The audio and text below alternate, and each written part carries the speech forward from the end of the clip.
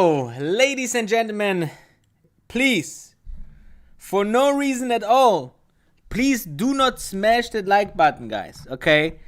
Do not smash the like button. Don't subscribe to this channel. For no reason at all, subscribe.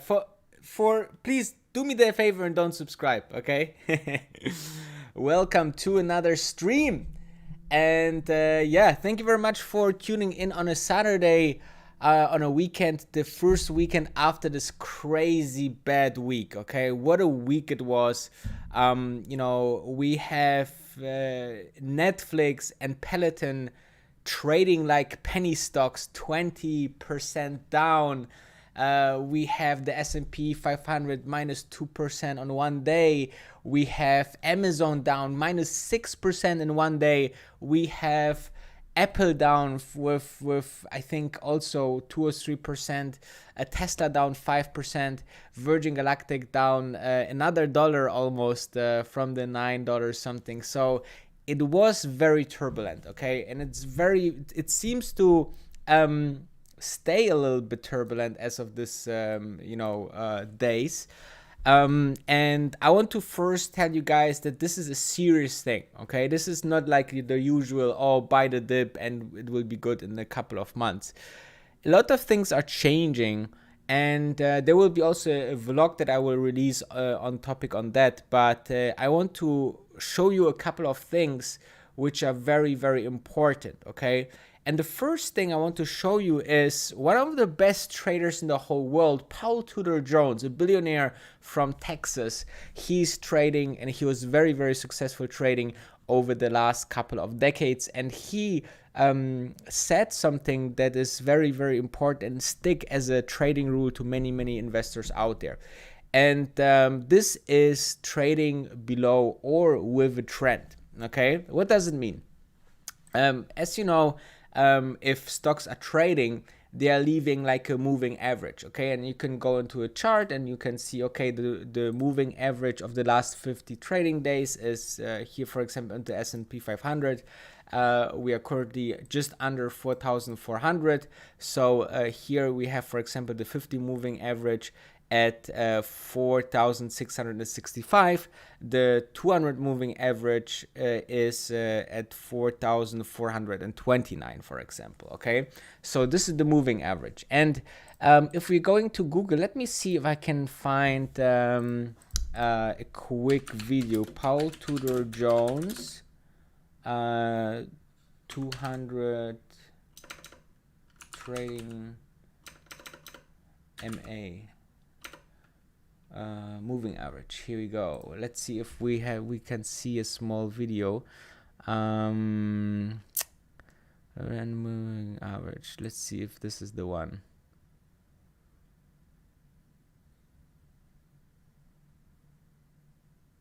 Before we get there, make sure to press the like button, as it really helps YouTube algorithm identify my video as useful and display to other. Paul Tudor Jones. Okay, any specific strategies for protecting your portfolio? You don't need to go to business school. You've only got to remember two things. The first is you always want to be with whatever the predominant trend is. Amazing. So my next question is, how do you determine the trend? My metric for everything I look at is the 200-day moving average of closing price. You see? And this interview apparently, where he says, my metric for everything I look at is the 200 moving day average of the closing price. I've seen too many things go to zero, stocks and commodities. The whole trick in investing is, how do I keep from losing everything? If you use the 200 moving average rule, then you get out. You play defense and you get out. I go through this. Okay, so this is his let's say mantra, okay? This is his mantra that he's using for many years and decades. And just to give you a sense, okay, Paul Tudor Jones, his net worth is about $7.3 billion. So he's doing a couple of things right, okay? By the way, let me know in the comments where you are watching from, okay? We have people from Germany, we have our more we have our member Thomas R from Netherlands. We have UK in the house. We have Lithuania in the house. Our member Mantas, thank you very much. Malta, Korea, Denmark, our Jasper Hansen member. Then we have Newark, Ohio, US. We have Grandia Pais, Valencia. We have San Diego, California, and we have Spain, and we have Bulgaria also. So let me know where you're watching from, okay? There's Thomas asking, Danny, do you consider the Ukraine-Russia conflict as a black swan event?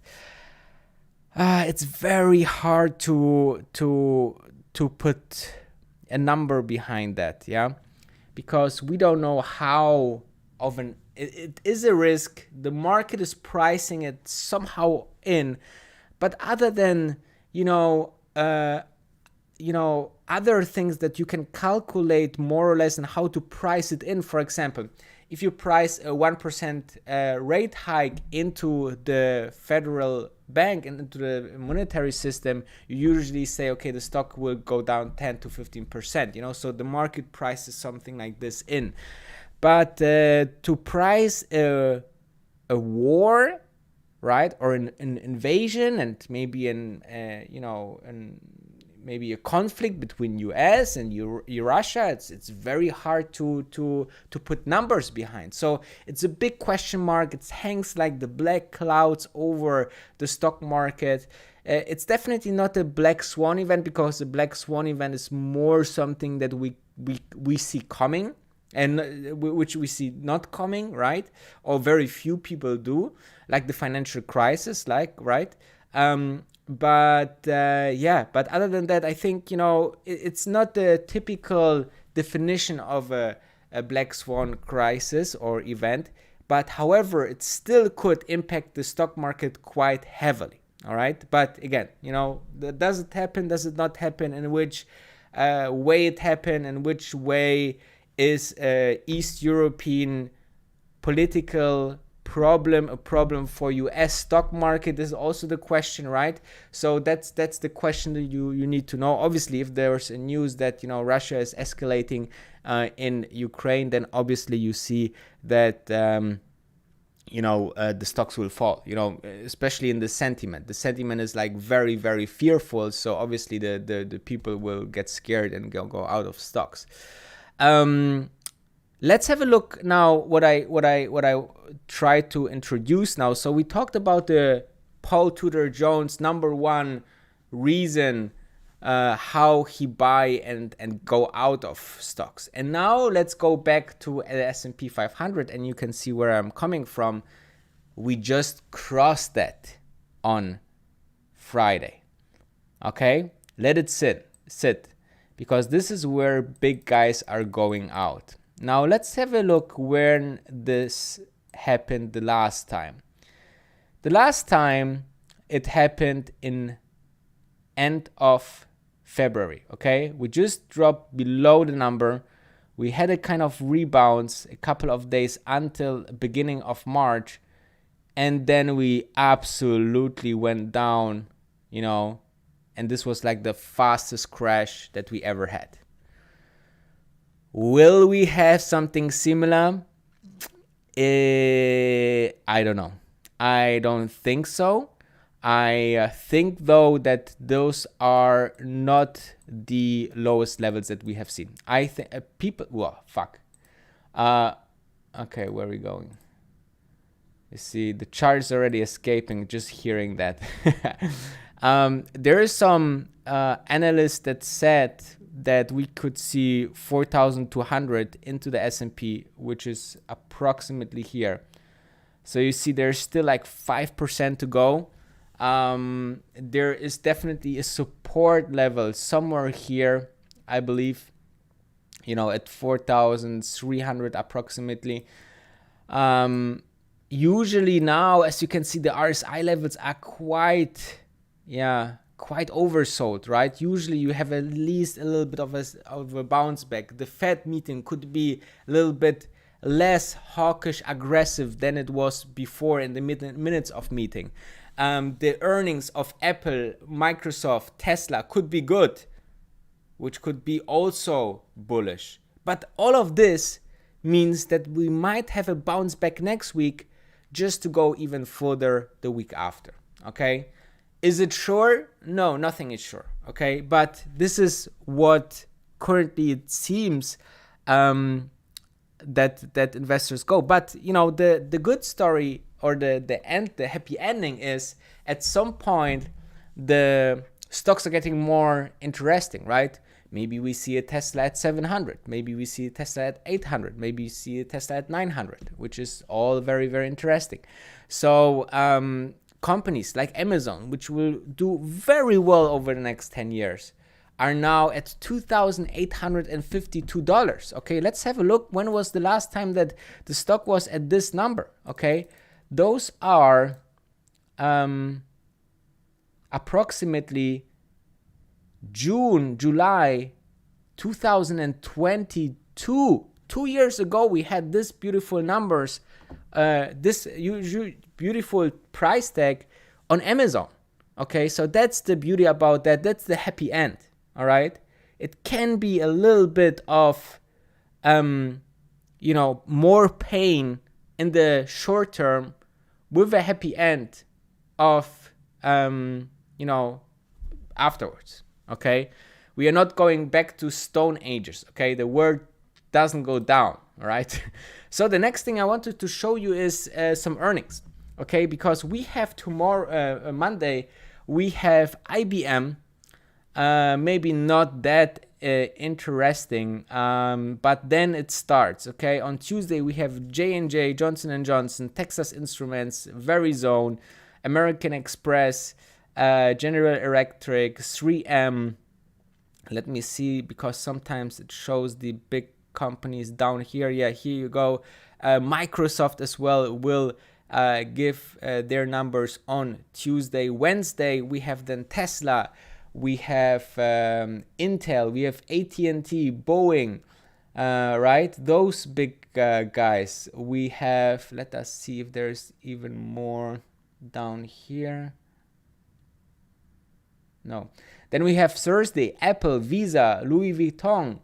Louis Vuitton usually belongs, belongs to obviously LVMH. So this is more into Europe. Anyway, MasterCard, Comcast, McDonald's, SAP, Blackstone Group, right? All big guys are going to release their numbers. So this will be quite interesting. Let me see if there's any big company down here. Then we have Friday, Chevron, Caterpillar, more of this value stock and energy stocks, Phillips 66, right? Energy is doing very great over the last couple of weeks, and it could do good as well if something in Ukraine and Russia is doing. Okay, there's Caesar is selling. There's blood on the street, so the best time to buy. Yeah, that's actually true. But the funny thing is that once we have blood on the street, most of the people are too scared to buy the blood on the street, right? Because every time they see, I will buy when everything goes down, and everything goes down, and sometimes we are too scared to buy or reduce average and so on. What is the best pill for that? Well, a very good pill for that is just buy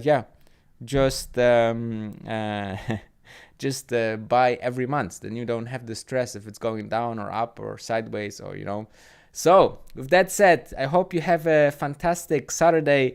For no reason at all, thumb up this live stream.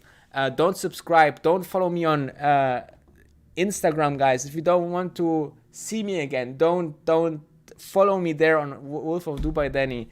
And have a fantastic Saturday and weekend, and take care and stay